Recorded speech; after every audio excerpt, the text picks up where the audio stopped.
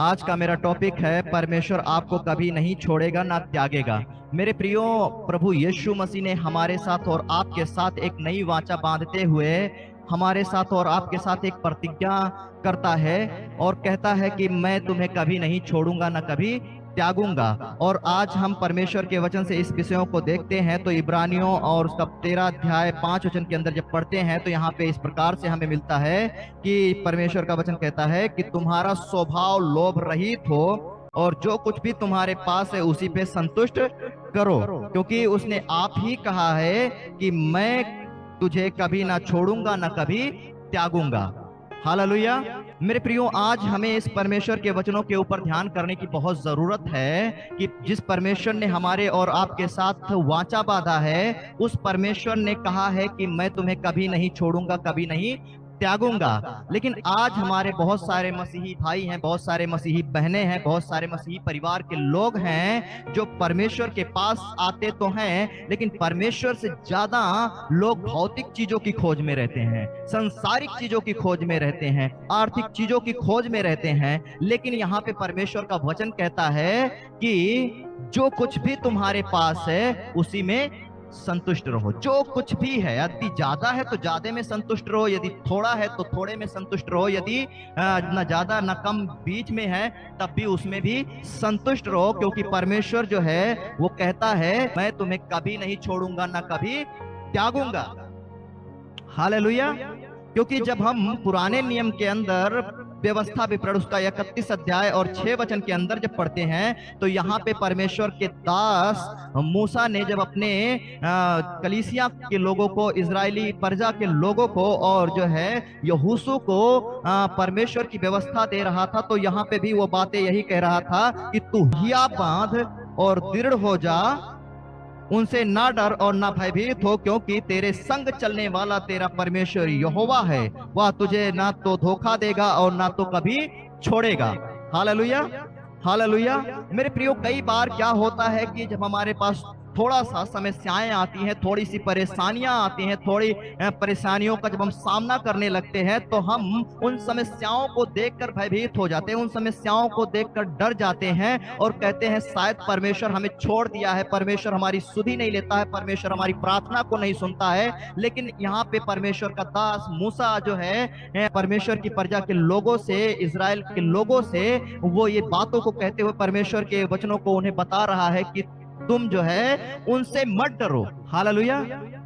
तुम अपनी समस्याओं से ना डरो, तुम जो है अपने सामने आने वाली समस्याओं से भयभीत ना हो, क्योंकि तुम्हारे संग कोई इंसान चले ना चले उससे कोई फर्क नहीं पड़ता है, लेकिन तुम्हारे संग चलने वाला तुम्हारा परमेश्वर यहोवा तुम्हें कभी नहीं छोड़ेगा ना तो कभी त्यागेगा। यहाँ पे परमेश्वर का दास मूसा यहोशू से बात करते हुए कहता है कि तू हिया बांध और दृढ़ हो जा, से ना डर और ना भयभीत हो, क्योंकि तेरे संग चलने वाला तेरा परमेश्वर यहोवा है, वह तुझे धोखा ना देगा और ना कभी छोड़ेगा। हालेलुया। मेरे प्रियो, यदि आज समस्याएं आपके खिलाफ हैं, यदि परिस्थितियां आपके विपरीत हैं, यदि आज आप समस्याओं का सामना कर रहे हैं, यदि आज आप बहुत कठिनाई से होकर गुजर रहे हैं, तो उन कठिनाइयों से मत डरें, उनसे भयभीत ना हो, उनसे निराश ना हो, क्योंकि तुम्हारे संग चलने वाला कोई इंसान नहीं बल्कि तुम्हारे संग चलने वाला परमेश्वर है। हालेलुया। तुम्हारे संग संग चलने वाला परमेश्वर है। हालेलुया। क्योंकि परमेश्वर हर एक परिस्थितियों को आपके जीवन से दूर करने में सामर्थी है, परमेश्वर आपके हर एक समस्याओं को दूर करने में जयवंत है। हालेलुया।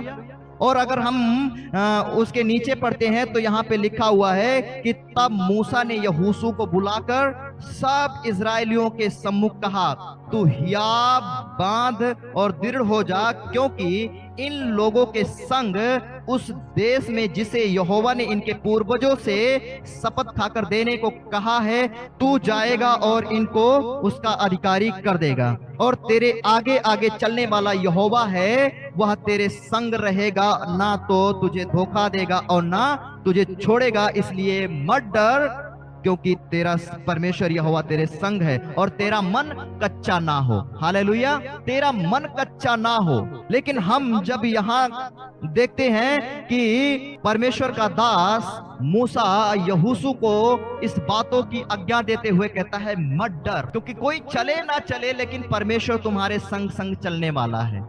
Hallelujah, hallelujah.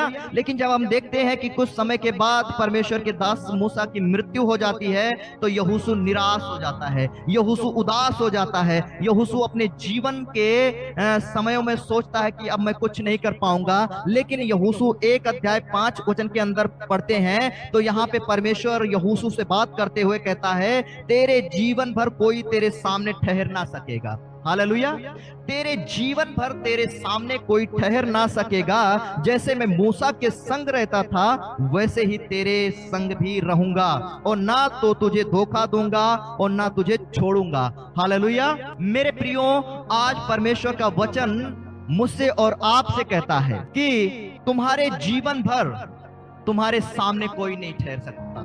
ना तो तुम्हारे सामने बीमारियां ठहर सकती हैं, न तुम्हारे सामने गरीबी ठहर सकता है, न तुम्हारे सामने निराशा ठहर सकती है, न तुम्हारे सामने श्राप ठहर सकते हैं, न तुम्हारे सामने कोई तुम्हारे विपरीत जाने वाली परिस्थितियां ठहर सकती हैं। क्योंकि परमेश्वर का वचन कहता है कि जैसे मैं मूसा के संग रहता था वैसे तुम्हारे संग रहूंगा। मेरे प्रियो, परमेश्वर विश्वास योग्य और धर्मी है, और जैसे परमेश्वर जो है अपने नबियों के संग रहा, अपने दासों के संग रहा, अपने जो है प्रेरितों के संग रहा, वैसे परमेश्वर आज आपके संग रहेगा, हमारे संग रहेगा। और जितने भी लोग प्रभु यीशु मसीह के ऊपर विश्वास करते हैं उन सब के संग संग रहेगा।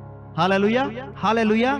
क्योंकि जब हम मत्ती रचित सुसमाचार उसका 28 अध्याय और 20 वचन के अंदर जब पढ़ते हैं, तो यहाँ पे परमेश्वर का वचन कहता है और उन्हें सब बातें जो मैंने तुम्हें आज्ञा दी है मानना सिखाओ, और देखो मैं जगत के अंत तक सदैव तुम्हारे संग रहूंगा।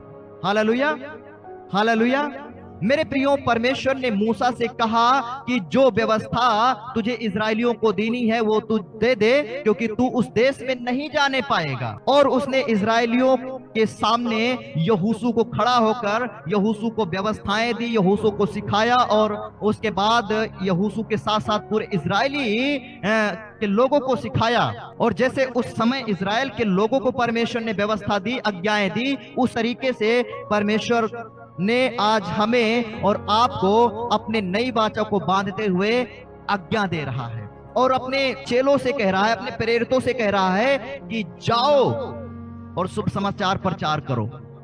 हालेलुया, सुसमाचार प्रचार करो, उन्हें पिता पुत्र पवित्र आत्मा के नाम में बपतिस्मा दो, और जो बातें मैंने तुम्हें सिखाया है उन्हें मानना सिखाओ, जो आज्ञाएं मैंने तुम्हें दी हैं उन्हें मानना सिखाओ, और देखो मैं जगत के अंत तक सदैव तुम्हारे संग रहूंगा। मेरे प्रियो, आज यदि हम परमेश्वर के आज्ञाओं से ज्यादा किसी और चीजों को मान रहे हैं, यदि परमेश्वर के वचनों से ज्यादा हम संसारिक चीजों को फॉलो कर रहे हैं, तो शायद हो सकता है कि हम अपने जीवन में निराश हो जाएं, हो सकता है अपने जीवन में उदास हो जाएं, हो सकता है अपने जीवन में हताश हो जाएं, और हो सकता है कि हम परमेश्वर के उन आशीषों को ना देख पाए जो आशीषें, जो बरकत परमेश्वर ने हमारे और आपके लिए रखा है।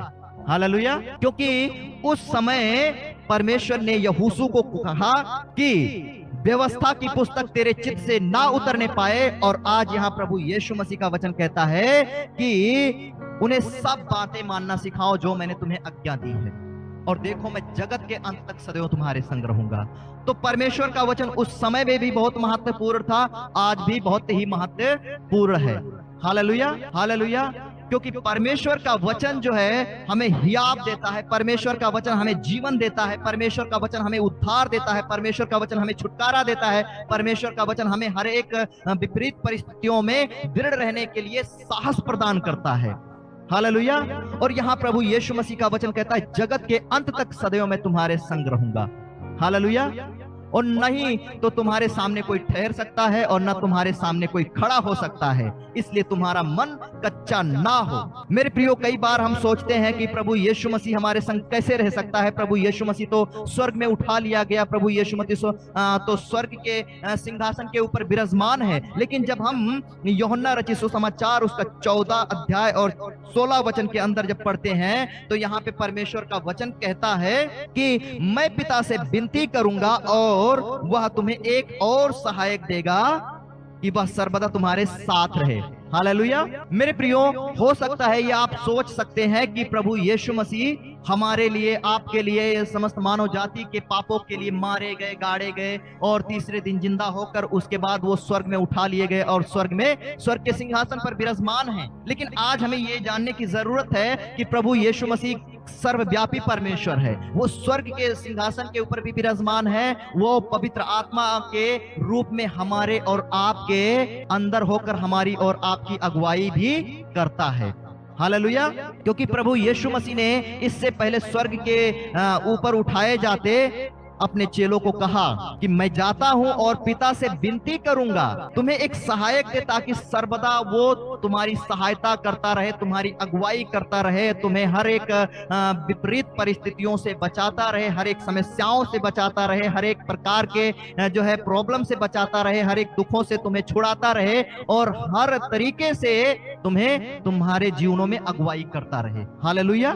तो परमेश्वर उस देह के दिनों में भी हमारे संग रहने का वादा कर रहा था और आज पवित्र आत्मा के रूप में भी हमारे और आपके संग संग चलने वाला परमेश्वर हमारे और आपके संग रहता है।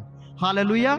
हमारे और आपके संग रहता है। मेरे प्रियो, कई बार हम देखते हैं और हम अपने जीवनों में ये सोचते हैं कि हम रोएंगे, चिल्लाएंगे, उछलेंगे, कूदेंगे, तभी पवित्र आत्मा हमारे ऊपर काम करेगा, तभी पवित्र आत्मा हमारे ऊपर उतरेगा। लेकिन हमें ये जानने की जरूरत है कि मूसा, दाऊद और नबियों की तरह हमें रोने की जरूरत नहीं है, क्योंकि उस समय बहुत सारे नबी हुए, बहुत सारे परमेश्वर के दास हुए जो परमेश्वर के सम्मुख डरते, थरथराते, कांपते हुए जाते थे और रोते हुए प्रार्थना करते थे। किसी किसी के ऊपर परमेश्वर अपने आप को प्रकट करता था, किसी किसी को पवित्र आत्मा से भरता था। लेकिन आज हमारे और आपके साथ परमेश्वर ने एक नई वाचा को बांधते हुए कहता है कि मैं तुम्हें कभी नहीं छोड़ूंगा, न कभी त्यागूंगा। कभी का मतलब है जगत के अंत तक। जैसे परमेश्वर का वचन मत्ती के 28 के 20 के अंदर जब हम पढ़ते हैं, जगत के अंत तक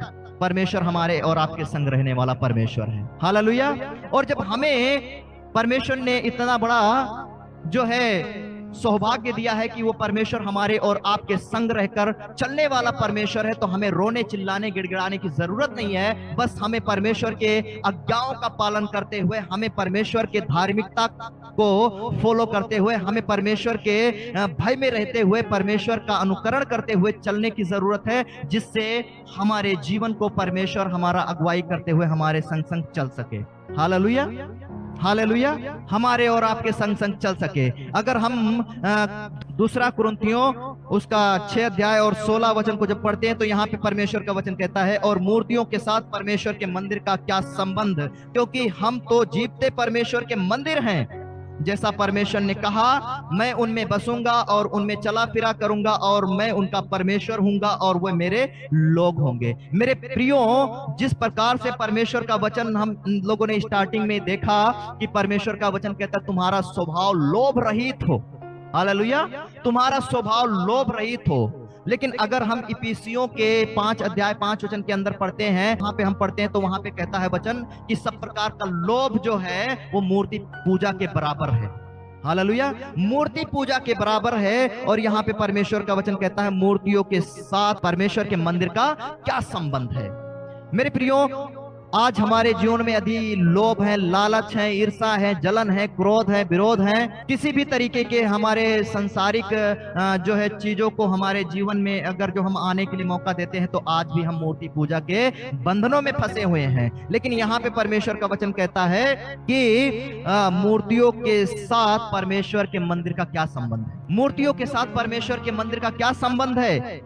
और आज हम इन सारी चीजों को, लोभ को, लालच को, ईर्षा को, व्यभिचार को, क्रोध, विरोध, विधर्म को अपने से दूर करते हुए इस बातों को हम अंगीकार करें और कहें कि हम तो जीवते परमेश्वर का मंदिर हैं।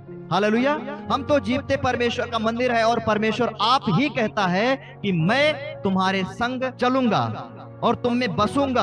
आज कोई हमारे अंदर रहे ना रहे, लेकिन परमेश्वर का आत्मा जरूर हमारे और आपके अंदर वास करता है। हालेलुया। पहला कुरिन्थियों 3 अध्याय 16 वचन के अंदर जब पढ़े तो यहाँ पे बाइबल साफ रीति से कहता है, क्या तुम नहीं जानते तुम्हारी देह पवित्र आत्मा का मंदिर है? हालेलुया, तुम्हारी देह पवित्र आत्मा का मंदिर है। और आज यहाँ पे परमेश्वर का वचन कहता है कि हम तो जीवते परमेश्वर के मंदिर हैं, जैसा लिखा है, मैं उनमें बसूंगा और उनमें चला फिरा करूंगा और मैं उनका परमेश्वर हूंगा और वो मेरे लोग होंगे। और हमें और आपको अपने लोगों के रूप में जो है परिचय देता है। इसलिए मेरे प्रियो, हम कोई आम इंसान नहीं है, आप कोई आम इंसान नहीं है। जितने भी लोग प्रभु यीशु मसीह के नाम के ऊपर विश्वास करते हैं, जितने भी लोग प्रभु यीशु मसीह के नाम से प्रभु के पास आते हैं, अपने गुनाहों का तौबा करते हैं, अंगीकार करते हैं और प्रभु के का निर्णय लेते हैं, उन सब से परमेश्वर कहता है कि मैं उनमें बसूंगा, उनमें चला फिरा करूंगा और वो मेरे लोग होंगे और मैं उनका परमेश्वर हूंगा।